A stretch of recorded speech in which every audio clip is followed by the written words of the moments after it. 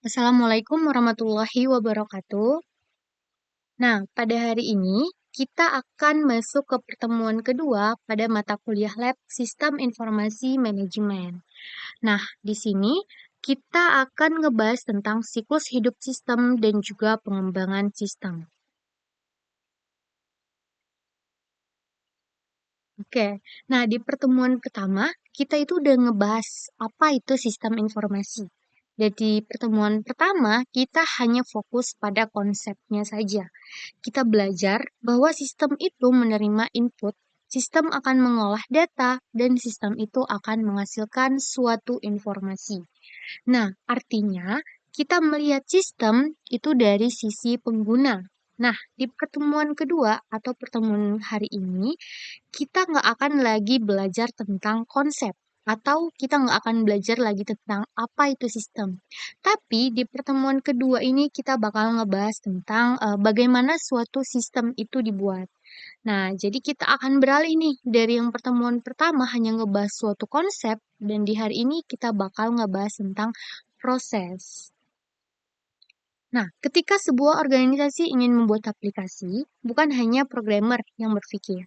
Seorang manajer dan profesional TI itu perlu memahami beberapa hal, kayak tahapan apa saja yang harus dilalui, karena kita nggak mungkin bisa langsung coding, harus ada urutan kerja yang jelas. Begitu juga tahapan-tahapan yang lain, kayak berapa lama waktu yang dibutuhkan, siapa saja yang terlibat, kemudian metodologi apa yang tepat digunakan.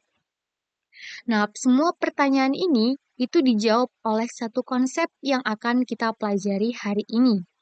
Apa itu? Nah, konsep ini namanya adalah SDLC. Nah, untuk lebih jelasnya kita akan bahas di slide berikutnya. Oke, di sini ada ambil kasus dari membangun rumah. Bayangkan jika kita ingin bangun suatu rumah, kita kan nggak mungkin langsung manggil tukang dan juga mulai nyusun batu bata, ya kan? Tentu jawabannya tidak, karena kita perlu melakukan beberapa tahapan. Yang pertama kayak mulai kita tentukan dulu nih kebutuhannya apa aja. Kemudian kita buat desainnya, kita bangun konstruksinya, kita periksa kualitasnya, serah terima, perawatan, dan beberapa tahapan lain yang mungkin diperlukan. Nah, begitu juga dengan ngebangun suatu sistem informasi. Kita perlu beberapa tahapan sistematis yang disebut dengan SDLC. Oke, setelah kita bahas tentang kasus dari sehari-hari, kita coba ambil dari realita industri nih.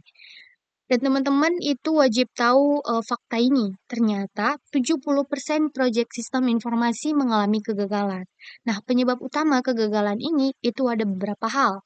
Kayak tidak ada metodologi pengembangan yang terstruktur, kebutuhan tidak terdefinisi dengan jelas, kemudian perencanaan yang buruk dan komunikasi yang tidak efektif. Nah, kegagalan ini itu bisa kita atasi dengan sebelum kita bangun suatu program, kita buat yang namanya tahapan SDLC ini tadi. Nah, jadi di sini kita akan ngebahas lebih jelas tentang SDLC tadi. Nah, jadi tadi kan kita banyak nih mention SDLC. SDLC itu apa? SDLC itu adalah System Development Life Cycle atau biasa dikenal dengan siklus atau tahapan kerja dalam proses pengembangan sistem informasi atau biasa diartikan sebagai metodologi yang mendefinisikan serangkaian tahapan untuk mengembangkan sistem informasi dari awal hingga akhir. Nah, di tahapan SDLC ini itu ada 6. Nah, untuk lebih jelasnya tahapannya apa aja? Tahapannya itu yang pertama, ini ada yang namanya planning. Nah, di planning ini itu akan ditentukan kenapa nih sistem ini perlu dibuat begitu. Kemudian yang kedua ada tahap analisis. Di tahap analisis itu akan dilakukan mencari tahu nih apa yang benar-benar dibutuhkan oleh pengguna. Kemudian yang ketiga kita masuk ke tahap desain. Di mana di sini masuk ke membuat rancangan solusi dari suatu sistem. Yang keempat ada tahap implementation, yaitu kita akan memulai membangun suatu aplikasi. Terakhir, yang kelima ada testing dan integration, memastikan sistem itu nggak error. Dan yang terakhir ada maintenance atau merawat sistem setelah dipakai.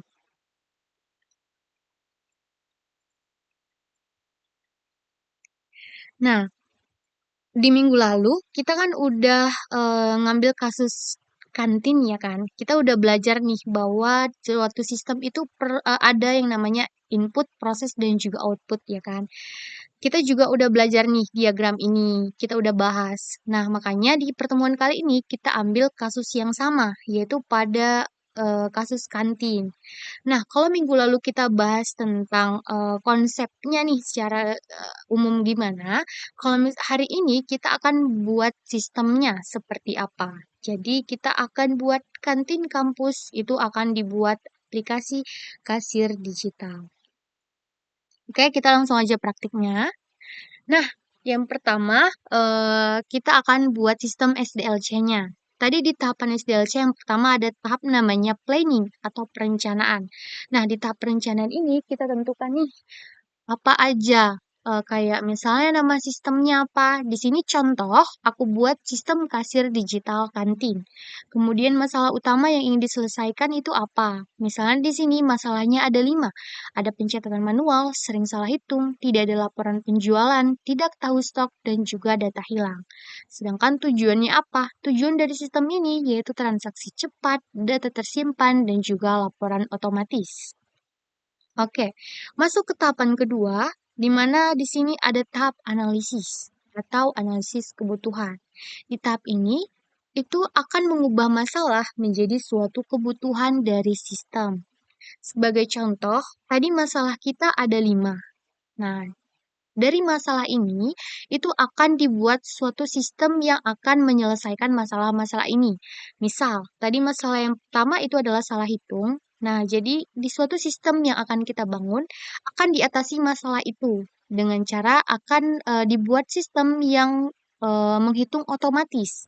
Begitu pula dengan masalah-masalah yang lain. Nah, di tahap ketiga, di mana masuk ke tahap desain atau flow system. Nah, di tahap desain ini itu akan dijelaskan rancangan sistem yang kita buat secara umum ini seperti apa. Nah, mungkin teman-teman juga udah nggak asing ya. Sebagai contoh di sini kita buat tampilkan dengan sistem flowchart, di mana sistem kasir tadi, kantin, akan dimulai, kemudian masuk dari kasir login. Kemudian kasir akan milih menu dari daftar, kemudian kasir akan masukkan jumlah beli, kemudian sistem hitung harga total otomatis, lalu sistem cek stok barang, dan akan masuk ke decision atau akan melakukan pengecekan apakah stok ini cukup atau tidak. Nah, kalau misalnya stok cukup, dia itu akan melanjutkan tahap berikutnya, yaitu akan melakukan pelanggan melakukan pembayaran. Lalu akan dihitung uang kembaliannya, kemudian dikurangi stok otomatis, dibuat laporan dan juga selesai. Kalau misalnya tadi nggak berhasil, dia tuh akan kembali ke kasir pilih menu dari daftar. Lalu akan mengulang sampai hasilnya stok ini cukup dan harus sampai selesai.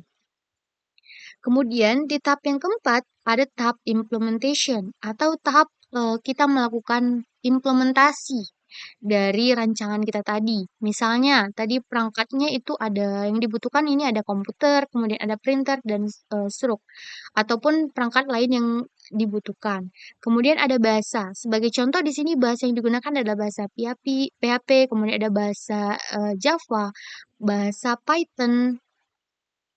Kemudian di sini ada testing. Nah, testing ini ada beberapa uji coba yang dilakukan. Kayak misalnya nih, coba transaksi banyak item, kemudian coba uang kurang, coba stok habis, cek laporan sesuai transaksi. Dan yang terakhir itu ada tahapan maintenance. Nah, di tahapan maintenance ini itu misalnya dibuat yang pertama ada perbaiki bug atau update menu baru dan juga backup database. Nah, jadi SDLC yang kita buat kali ini itu fokusnya pada tahapannya yang diaplikasikan pada suatu dokumen. Nah, untuk pengaplikasiannya langsung, mungkin teman-teman juga udah nggak nggak apa ya, sudah terbiasa lah buat suatu aplikasi kan. Jadi teman-teman tinggal buat planningnya dulu nih dengan SDLC ini tadi. Jadi sebelum kita buat suatu program tadi, kita buat dulu rancangannya dengan dokumen SDLC ini. Gitulah. Oke, mungkin untuk pertemuan hari ini sampai sini materinya. Jadi aku akhiri dengan Assalamualaikum warahmatullahi wabarakatuh.